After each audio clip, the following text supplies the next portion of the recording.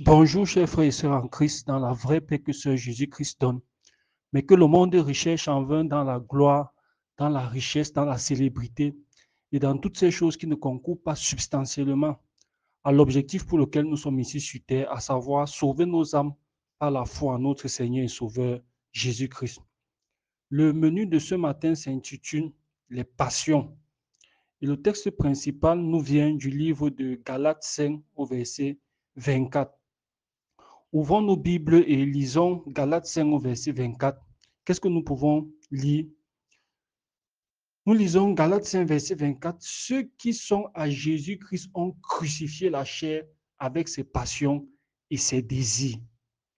On voit ici, ceux qui sont à Jésus-Christ ont crucifié la chair avec ses passions et ses désirs. Ce texte nous enseigne donc que ceux qui sont à Jésus-Christ crucifient les passions. Crucifie les passions, oui. Les chrétiens doivent détruire les passions. Et c'est pourquoi Paul le confirme encore dans Colossiens 3 au verset 5. Dans Colossiens 3 au verset 5, qu'est-ce que nous pouvons lire?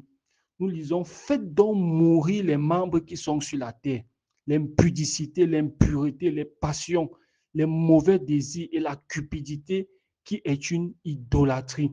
Il est dit, faites donc mourir. Faites donc mourir. Ça veut dire que la recommandation qui est donnée ici, c'est de faire mourir. C'est de lutter contre ces passions-là. Pourtant, certains chrétiens, au lieu de travailler à détruire les passions, les entretiennent. Oui, certains s'en réjouissent même, ignorant la réalité selon laquelle les passions n'ont jamais été évoquées dans la Bible comme quelque chose de bien. Jamais. Regardez, parcourez le Nouveau Testament. Vous n'allez jamais voir où on parle des passions comme une bonne chose. Comment on parle des passions, particulièrement les passions de la jeunesse, comme une bonne chose. Allons-y. Parcourons pour le démontrer. Allons dans 2 Timothée 2, verset 22. 2 Timothée 2, verset 22, qu'est-ce que nous lisons? Fuis les passions de la jeunesse et recherche la justice, la foi, la charité et la paix avec ceux qui invoquent le Seigneur d'un cœur pur. On dit fuis les passions de la jeunesse. Ici, Paul recommande à Timothée de fuir les passions de la jeunesse. Il est donc inadmissible de voir des chrétiens qui se délectent encore des passions de la jeunesse, comme le football, le cinéma, la musique, les dessins animés et autres. C'est inadmissible, c'est incompatible avec une vie chrétienne. C'est incompatible, ces passions de la jeunesse. C'est pourquoi Paul demande à Timothée, fuis ces passions-là, fuis. Cours. Donc même si ça te poursuit, fuis. Même si ça te poursuit, fuis. Comme le diable l'a mis à tous les niveaux aujourd'hui. Les écrans, dehors, même à l'extérieur, tu vois ces passions-là et autres. On fait la promotion. Le chrétien fuit, il détourne les regards, il ne regarde même pas cela. Il est donc inadmissible de voir des chrétiens qui se délectent encore de ces choses. Dieu savait depuis longtemps que le diable utiliserait ses passions pour faire des idolâtres, idolâtrie des stars. Certains chrétiens ont encore les photos des stars dans leur chambre. Ont les photos des stars dans leur chambre. Tu te poses la question, mais tu es dans l'idolâtrie. Et c'est incompatible avec le statut des chrétiens. Dieu savait depuis que le diable devait utiliser ces instruments pour faire des idolâtres. On dit fuis les passions de la jeunesse, fuis l'idolâtrie, fuyez l'impudicité, fuyez les passions. Je dirais, fuyons en fait. Nous tous les chrétiens doivent fuir. Il n'y a pas d'exception. Nous devons fuir ces choses-là. Parce que ces choses-là, le diable les utilise pour faire des idolâtres. Pour faire des idolâtres dans le monde et pour remplir le cœur des hommes de l'amour du monde. Or, nous savons que l'amour du monde est une abomination aux yeux de Dieu. C'est pourquoi il est dit, adultère que vous êtes, ne savez-vous pas que l'amour du monde est inimitié devant Dieu? Celui qui aime le monde, il devient ennemi de Dieu. On ne peut pas être chrétien et être amoureux du monde, être dans l'amour du monde, être dans l'idolâtrie, dans les passions de la jeunesse. C'est impossible, c'est incompatible. Le pire, donc, c'est de voir des supposés chrétiens plonger dans ces abominations aux yeux de Dieu, au point même de vouloir les utiliser comme des instruments d'évangélisation ou bien du service de Dieu. Ça n'a pas de sens. Ça n'a pas de sens. On veut prendre maintenant la musique et faire des orchestres et autres, commencer à faire des concerts gospel. On veut commencer maintenant à faire des tournois de football au nom de Jésus-Christ. Ça, c'est le feu étranger qu'on apporte dans la maison de Dieu. Et le Dieu est clair dessus. On a vu avec les fils d'Aaron qui ont été tués par Dieu. Fils d'Aaron, ça veut dire que Aaron qui avait été, on va dire quoi, qui avait été institué comme sacrificateur par Moïse, figure du Seigneur Jésus. Ces fils ont fait comment? Ils sont morts parce qu'ils ont apporté un feu étranger dans la maison de Dieu. Aujourd'hui, les chrétiens veulent aller prendre l'idolâtrie, les passions du monde pour venir mettre dans le service de Dieu. Comprenons bien, les instruments qu'on utilisait dans le temple à l'époque étaient en or. Ce n'était pas pour rien. En or. Ce n'était pas pour rien. Et or pur, ça veut dire qu'on ne voulait pas qu'il y ait de mélange. Il fallait que ce soit pur. Et on sait comment l'or, on obtient l'or.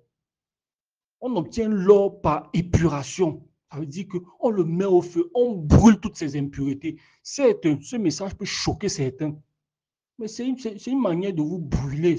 C'est une manière pour Dieu de vous brûler pour retirer les déchets afin que vous soyez purs dans le service. Afin que vous soyez comme ces instruments qu'il y avait dans le temple qui étaient faits d'or pur. Qui étaient faits d'or pur. Et c'est ainsi que Dieu pourra véritablement nous utiliser pour faire quoi? Pour de bonnes tâches, pour l'en parler. Pour l'en parler, que dans une maison, il y a des, on va dire quoi?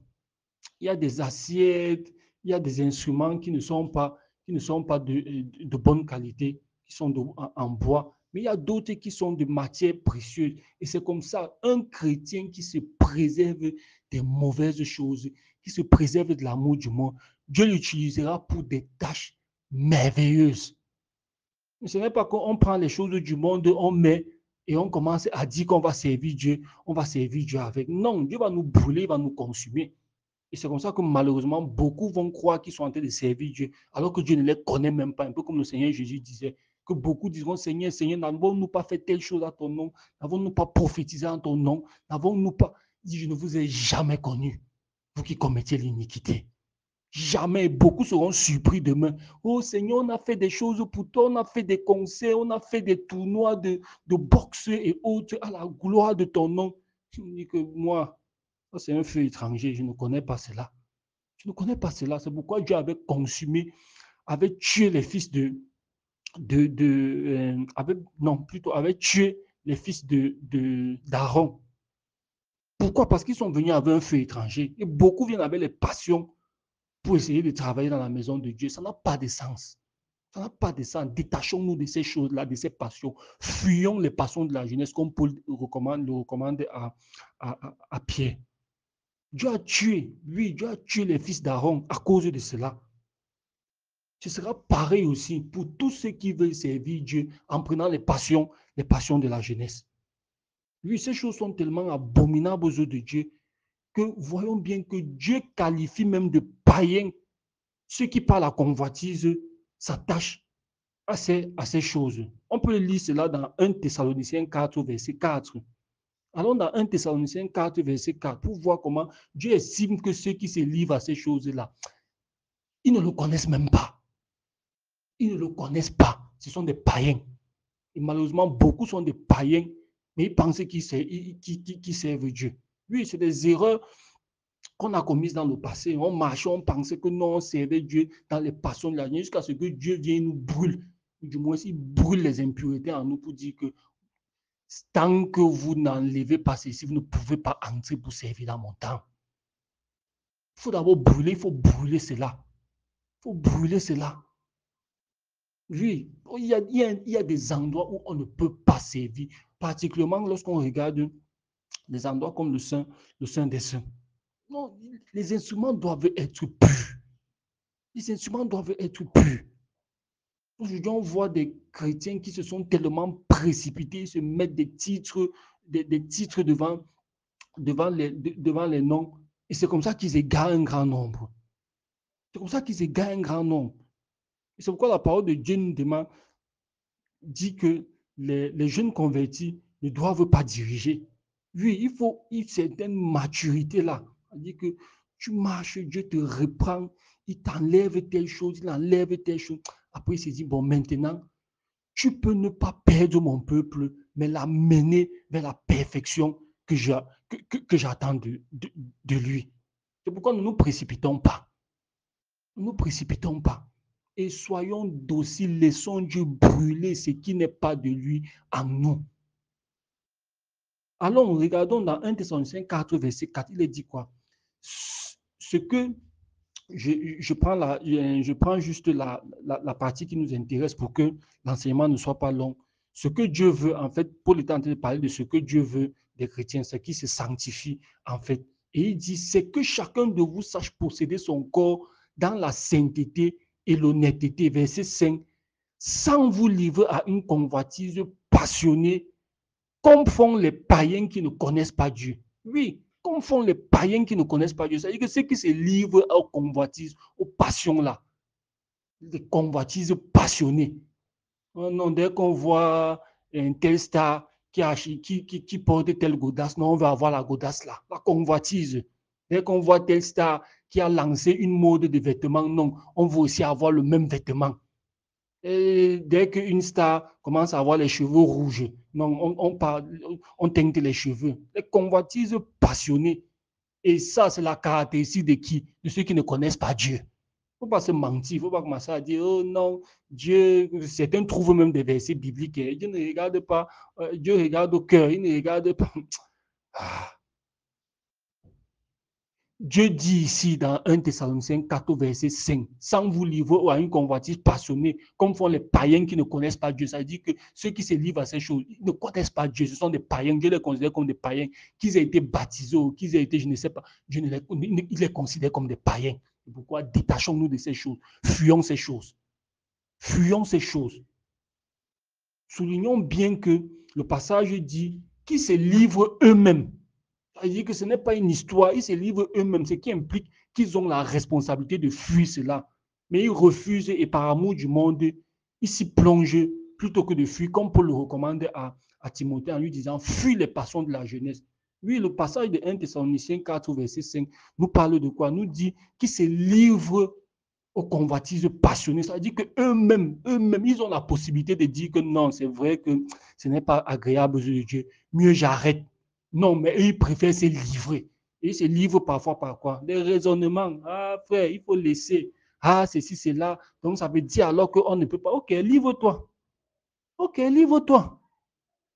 Mais la conséquence, il ne faut pas être surpris. Dieu ne connaît pas ce type de personnes. Détachons-nous de ces choses. Sinon, Dieu va nous rejeter. Il va dire que je ne vous ai jamais connu. Que ce soit donc clair dans nos esprits, les passions sont toujours évoquées comme néfastes pour la foi dans la Bible. Oui, elles engendrent même des luttes et des querelles, comme on peut le voir dans Jacques 4, verset 1. Allons voir dans Jacques 4, verset 1. On ira même jusqu'à Jacques, verset 3. On va lire juste on va lire en deux segments. Jacques 4, verset 1, qu'est-ce qu'on voit? On voit d'où viennent les luttes et d'où viennent les querelles parmi vous. N'est-ce pas de vos passions qui combattent dans vos membres? Oui, les passions. Les passions combattent dans les membres et créent quoi? Des luttes, des querelles. C'est pourquoi tu arrives dans une assemblée, les gens se querellent, les gens luttent, les gens ont des conflits. Tu vois parfois des problèmes bizarres. Tu te dis que mais au milieu des chrétiens. Et pourquoi? Parce que le cœur est encore rempli de passion. Le cœur est encore rempli de passion. On regarde les stars qui se sont élevées dans le monde, ou du moins ce que le diable a élevé dans le monde, et on veut leur ressembler. Et on prend cet esprit de leadership-là, on veut transposer cela dans l'Église de Christ. Et bienvenue les disputes de grandeur. Oh, on veut montrer qu'on est grand, on veut montrer qu'on connaît. Faisons très attention. Si on entre dans les écoles, en entreprise, il y a des règlements intérieurs et on punit. Combien de fois dans l'église de Christ? Parce que beaucoup de chrétiens blaguent aujourd'hui, se disent que non, l'église de Christ, c'est que tout le monde peut faire ce qui fait. Il n'y a pas un endroit où il y a plus de discipline, où on demande plus de discipline que dans l'église de Christ. C'est pourquoi faisons très attention par rapport à nos conduites. Poursuivons verset 2. Il a dit quoi? Vous convoitez, vous ne possédez pas. Oui, ces gens qui ils veulent être comme les stars. Ils veulent avoir beaucoup d'argent et autres, mais ils ne possèdent pas. Ils demandent des choses, mais Dieu ne donne pas. Pourquoi? Le cœur, c'est la convoitise. On fait des demandes de convoitise. Non, je veux être comme tel. Tu vois même des chrétiens qui font les coiffures sur leur tête parce qu'ils ont vu cela à la télé. Et va voir des coiffures, le type de coiffure qu'ils font. Les coiffures des nazis. Oui, ces coiffures ont fait le rond au niveau des coins de la tête là. C'est la mode là qu'il avait lancée, c'était Hitler. Et beaucoup ne sont même pas conscients. Les chrétiens qui vivent aujourd'hui, ils voient les modes se lancer. Ils ne savent même pas d'où ça vient. Ils ne savent pas d'où ça vient. L'amour du monde. Oui, les coiffures qu'on voit aujourd'hui, tout le monde se coiffe. On rase un peu les coins là, on baisse, le niveau n'est pas le même en haut et en bas. Il faut bien aller regarder. C'est les nazis qui se coiffaient comme ça. Ça vient d'Hitler. Oui, il faut aller regarder. On voit des chrétiens, non, ils font des coiffures, il faut l'amour du monde, la convoitise. Et ils demandent à Dieu. Ah, je veux aussi être comme je ressemble déjà à tel star au niveau de la tête. Donne-moi aussi l'argent comme lui, donne-moi aussi d'être célèbre comme lui. Adultère, comme la parole de Dieu dit, adultère que vous êtes. Ne savez-vous pas que l'amour du monde est inimitié devant Dieu? Si on veut aimer le monde, on sera automatiquement ennemi de Dieu. Pour ça, ne nous y trompons pas. Si on veut ressembler au monde, on veut imiter le monde. Un chrétien, quand il passe quelque part, les mondains détournent le regard. Il ne ressemble à rien. Il ne ressemble pas à ces gens du monde. Il n'a pas leur coiffure. Il ne s'habille pas comme eux. Il vit dans une simplicité. On dit que les chrétiens veulent ressembler au monde. Voilà ce qui est dit dans Jacques 2, Jacques 4, verset 2. Vous convoitez et vous ne possédez pas.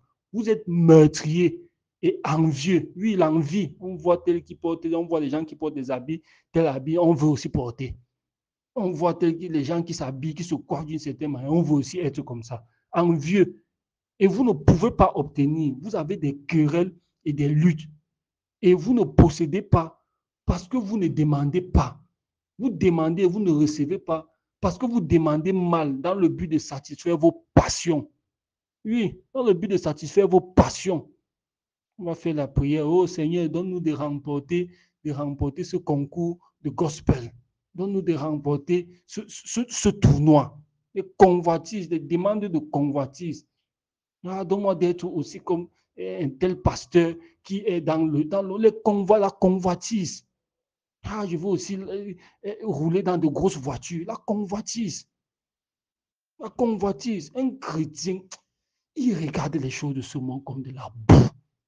Si Dieu donne, non, gloire à Dieu. S'il ne donne pas, il ne demande même pas ces choses à Dieu. Il ne demande même pas ces choses à Dieu. Son attention est focalisée beaucoup plus sur les choses spirituelles. Sur les choses spirituelles. Gardons-nous dans des passions, comme le recommande Dieu dans sa parole, de peur d'être surpris au retour de notre merveilleux et glorieux Seigneur et Sauveur Jésus-Christ. Frères et sœurs, prenons ces choses au sérieux. Dieu ne va pas tolérer les cœurs remplis de passion, ou bien même où il y a un peu de passion. Et examinons-nous minutieusement. Minutieusement, chacun de nous peut avoir les passions pour une chose dont il n'est même pas conscient. Examinons-nous et retirons tout cela. Une fois de plus, bonjour chers frères et sœurs en Christ, dans la vraie paix que Seigneur Jésus-Christ donne.